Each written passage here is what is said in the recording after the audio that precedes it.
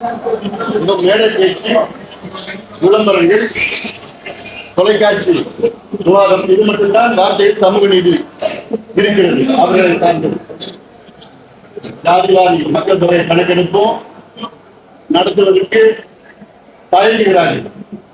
தயங்குவதற்கு மறுக்கிறார்கள். முடியாது என்று சொல்கிறார்கள். அதிகாரம் இல்லை என்று சொல்கிறார்கள். தமிழ்நாட்டில் ஜாதிவாரி மக்கள் தொகை கணக்கெடுப்பு நடத்துவதற்கு சாதாரண பஞ்சாயத்து தலைவருக்கும் அதிகாரம் இருக்கிறது. அது சாதாரணமா நான் சொல்லல, பஞ்சாயத்து தலைவர்களுக்கும் அதிகாரம் இருக்கிறது. ஒரு முதலமைச்சர் இல்லையா, பீகாரில் நடந்து முடிச்சு அங்கே இடஒதுக்கீடு அதிகப்படுத்திருக்கிறார்கள். ஆந்திராவில் நடத்திட்டு இருக்காங்க, தெலுங்கானா நடத்திட்டு இருக்காங்க, ஒடிசா நடத்திட்டு இருக்காங்க, கர்நாடகா நடத்தி முடிச்சுட்டாங்க. இவ்வளவு மாநிலங்களும் நடத்தி முடிச்சுட்டாங்க. அப்ப தமிழ்நாட்டில் எங்களுக்கு அதிகாரம் என்று சொல்வது இது மக்களை ஏமாற்றுகின்ற செயலா நான் பார்க்கிறேன். ஸ்டாலின் அவர்களுக்கும் சமூக நீதிக்கும் சம்பந்தம் கிடையாது. அதே போன்று பள்ளிகளுக்கு 10.5 விழுக்காடு இடஒதுக்கீடு, அந்த பிரச்சனை 2 ஆண்டுகளுக்கு முன்பு உச்சநீதிமன்ற தீர்ப்பின்படி தமிழ்நாட்டில் பள்ளிகளுக்கு இடஒதுக்கீடு உள்ஒதுக்கீடு கொடுக்க எந்த தடையும் கிடையாது. தரவுகளை சேகரித்து நீங்கள் கொடுக்கலாம் என்று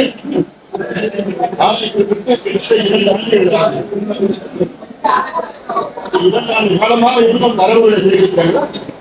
கம்ப்யூட்டர்ல இருக்கிற தரவுகள் டவுன்லோட் என்ன ஒரு வாரம் 2 நாள், ஒரு வாரம் 10 நாள்ல ஸ்டாலின் அவர்களுக்கு செய்யறதுக்கு மனசு கிடையாது. தேர்தல் நேரத்தில் வன்னியர்கள் பேர்ல ஓட்டு கேட்கறது. இடைத்தேர்தல் நீங்க பார்க்க போறீங்க, நாங்க கொடுப்போம், இடஒதுக்கீடு கொடுப்போம்லாம் போய் பேசிட்டு இருக்காங்க. மக்கள் எல்லாம் கொஞ்சம் தெளிவா இருக்கிறாங்க, விவரமா இருக்கிறாங்க, ஏமாற்ற முடியாது அதெல்லாம். அதனால இடைத்தேர்தலுக்காக மட்டும் நான் சொல்லல, தமிழ்நாட்டில் சமூக நீதி நிலைநாட்ட வேண்டும்.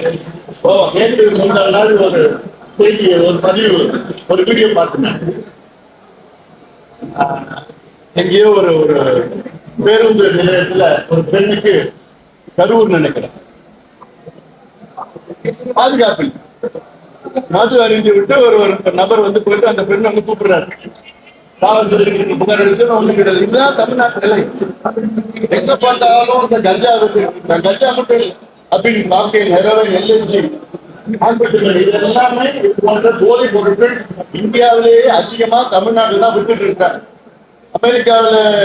அமெரிக்காவுக்கு நிகராக தமிழ்நாட்டில் இந்த பொருட்கள் எல்லாமே கிடைக்குது. இந்த பொருளை யார் பயன்படுத்துறாங்கன்னா கல்லூரி பிள்ளைகள் மட்டும் கிடையாது, பள்ளிக்கூடம் படிக்கிற பிள்ளைகள் பயன்படுத்திட்டு இருக்காங்க. இது சம்பந்தமா எத்தனையோ முறை ஸ்டாலின் அவர்களுக்கு கோரிக்கை, போராட்டம் நடத்தி, அறிக்கை வச்சு என்னமோ பண்ணி பார்த்தோம்.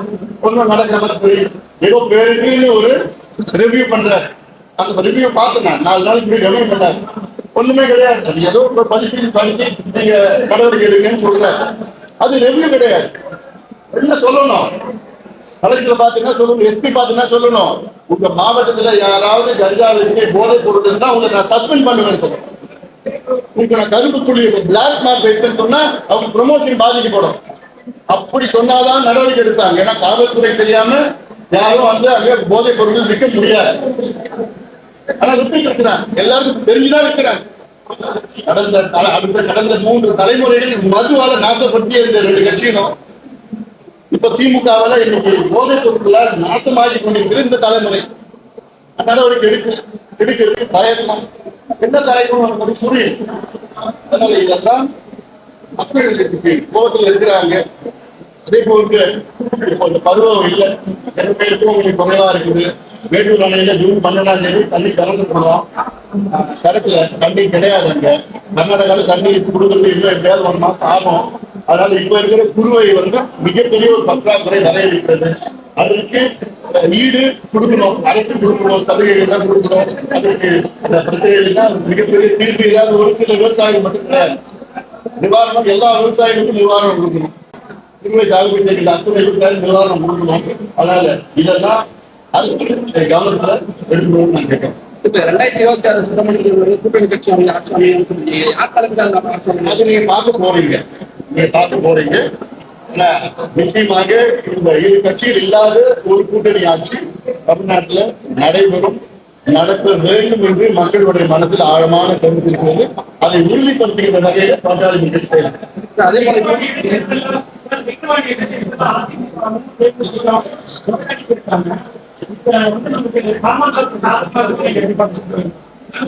அது இல்லைன்னா கூட பாமக சாதகமா இருக்கு. அப்புறம் வந்து பாத்தீங்கன்னா விமர்சனம் இருக்கு. இந்த விமர்சனம் பாமக நம்ம பார்க்கலாம். இன்னொரு 6 மாதம் இருக்கு. அதுக்கு நாங்க முடிவு பண்ணுறோம். தேர்தல் நெருக்கத்தை நாங்க முடிவு பண்ணுறோம். அதே போல பாத்தீங்கன்னா சமீபத்தில் நாடாளுமன்றத்தில் முடிவு எதிர்பார்க்கிறேன். ஏன்னா வந்து பாத்தீங்கன்னா அதிக அளவில் வெற்றி எதிர்பார்க்கலாம். இந்த நிலையில நாடாளுமன்ற தேர்தல் வந்து பாத்தீங்கன்னா எங்களுக்கு ஒரு ஏமாற்றம் தான். மக்களுடைய தீர்ப்பை நாங்கள் ஏற்றுக்கொள்கிறோம். திமுக பணபலத்தை வைத்து அதிகாரத்தை வைத்து வெற்றி பெற்றிருக்கிறது. பொதுப்பிரச்சாரங்களை சொல்லி வெற்றி பெற்றிருக்கிறது. மக்களவை தேர்தல். ஆனால் சட்டமன்ற தேர்தல் வேறு. அதனால் நிச்சயமாக வருகிற சட்டமன்ற தேர்தலில் திமுக அரசு மீது மக்கள் மிகுந்த கோபத்தில் இருக்கு. இந்த கோபம் நாளுக்கு நாள் அதிகமாகி, ஏன்னா எங்க பார்த்தாலும் லஞ்சம், ஊழல், சாராயம், போதைப் பொருள் ரொம்ப மோசமான ஒரு சூழல் போயிட்டு இருக்கு. அது மட்டும் இல்ல, இப்போ மின் கணக்கு மாதம் நடத்துவோம் சொன்னாங்க. மின் கட்டணம் கிட்டத்தட்ட 5 முறை இந்த ஒன்று கிராமத்தில் ஏற்றிட்டாங்க. மிகப்பெரிய ஒரு சுமையா இருக்கு. மக்களுக்கு சுமையா இருக்கு. விலைவாசி ஏறிடுச்சு, மின் கட்டணம் ஏறிடுச்சு. பள்ளிக்கூடத்துல படிக்க முடியல. எல்லாம் அரசு பள்ளிக்கூடத்துல படிக்கணும்னு எல்லாம் வந்துட்டு இருக்காங்க எல்லாம். அதனால அவங்களுடைய நிதி சுமை, மக்களுடைய பொதுமக்களுடைய நிதி சுமை அதிகமா இருக்கிறது. இதெல்லாம் ஆனா நிர்வாகம்னு எதுவும் தமிழ்நாட்டில் நடக்குது. ஒரு சில பேர் வந்து கொள்ளடிச்சுக்கிட்டு காசு சம்பாதிக்கிட்டு அவ்வளவுதான் இருக்கிறாங்க. பேர் வந்து எல்லாம் நீங்க பார்த்துருக்கீங்க. வீல் கலந்து போயிட்டு இருக்குது. இப்படிலாம் இருக்கிற பேருந்து எல்லாம் வச்சுக்கிட்டு அப்ப அது புதுவி பேர் இருந்தது. அதுல நடக்கும்.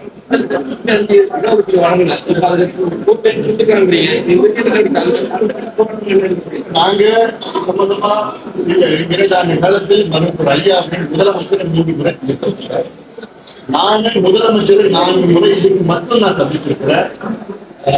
ஜி.கே. மணி அவர்களும் பாலு உள்ளிட்ட குழுக்கள் முதலமைச்சரோ அமைச்சர்களோ அதிகாரிகளோ பேக்வர்ட் கிளாஸ் கமிஷனோ 50 முறை சந்தித்திருக்கிறோம்.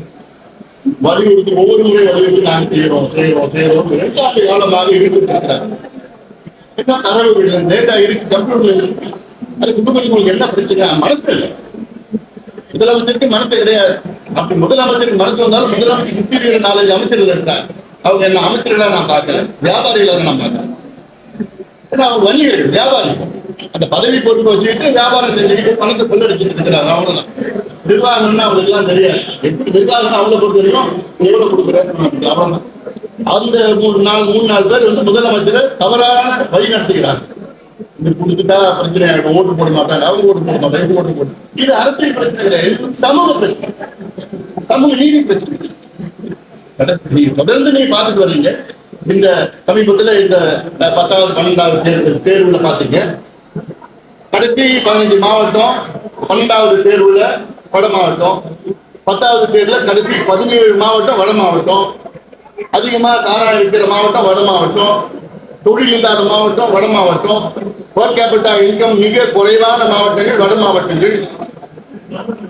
இப்படி வட மாவட்டத்துல தொழில் இல்ல, கல்வி இல்ல, வேலை வாய்ப்பு இல்ல, குடிசைகள் அதிகமா இருக்கு. ஆனா இதுக்கு சிறப்பு கவனம் யாரும் செலுத்தல. இதுக்காக தான் இடஒதுக்கீடா கொடுத்தீங்கன்னா படிக்கிறது படிக்கலாம், முன்னுக்கு வரலாம். அதுவும் கொடுக்கறதுக்கு மனசு இல்ல. இந்த மாவட்டத்தை முன்னேற்றுவதற்கும் வழி இல்லை. இவங்க செய்யறதுக்கு அவங்க நோக்கம் கிடையாது. அதனால இது நிச்சயமாக மக்கள் பார்த்துக் கொள்ளுங்க. கடந்த விக்கிரவாண்டி இடைத்தேர்தலில் திமுக வெற்றி பெற்றால் உடனடியாக நாங்கள் வன்னியர்களுக்கு 15 விழுக்காடு இடஒதுக்கீடு உள்ஒதுக்கீடு நாங்கள் தருகின்றோம் என்று சொல்லி கிட்டத்தட்ட 4 ஆண்டுகளாக அவங்க ஆட்சிக்கு வந்து 3 ஆண்டுகள் ஆகுது. ஆனா இன்னும் கொடுக்கல. அதாவது தேர்தல் வந்ததுன்னா பொய் சொல்லுவாங்க. அது திமுகவுடைய டிஎன்ஏல இருக்கு. பொய் வாக்குறுதிகளை கொடுத்து ஏமாத்தி கல்வி கடன் ரத்து, நகை கடன் ரத்து, விவசாய கடன் ரத்து, நீட்டு தேர்வு ரத்து, மாதம் நாங்கள் மின் கணக்கெடுப்பு நடத்துவோம், அரசு ஊழியர்களுக்கு பழைய ஓய்வூதியத்தை கொடுப்போம் சொல்லி எல்லா மக்களையும் ஏமாத்தி ஆட்சிக்கு வந்துட்டு இருக்காங்க. நீ ஏமாற்ற முடியாது.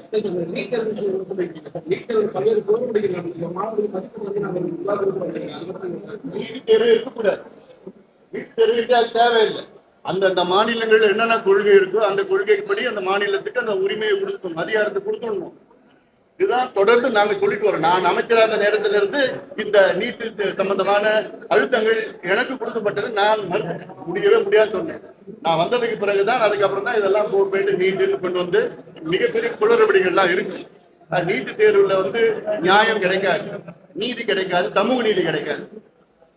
இதுல நிறைய குளறுபடிகள்லாம் இருக்கு. நீதிமன்றத்துக்கு போயிருக்கிறாங்க. நீதிமன்றம் என்ன தீர்ப்பு வழங்குதுன்னு பார்க்கலாம்.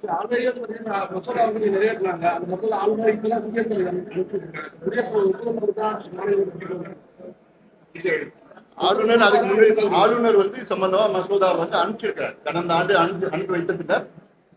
தலைவரிடம் இருக்குது, வலியுறுத்தி பண்ணணும்.